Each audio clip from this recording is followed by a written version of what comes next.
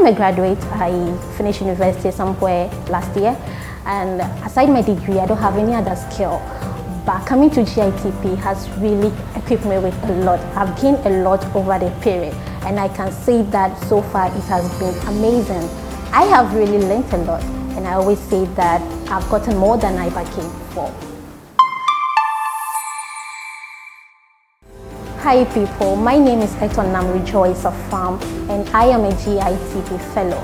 So way back in October, I signed up for a program, an IT program at GITP, and I can say that the journey has been amazing.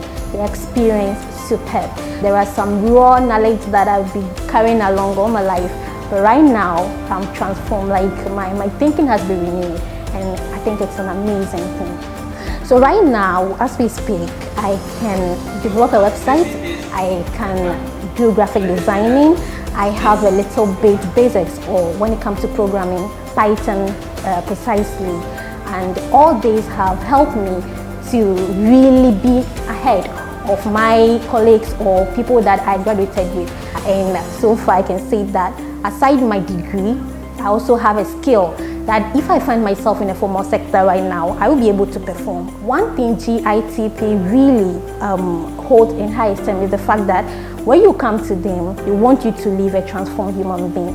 When you come in your raw state like that with every other thing that is not really good, they transform you. They help you to relearn and unlearn. So I would love to invite all of you out there, like everyone, to come to GITP for an IT skill. It's really needed. Aside your degree or aside your certificates, you need something extra to put you ahead of people, so that if anywhere you find yourself, in the establishment, formal sector, the informal sector, you'll be able to do something profitable for yourself.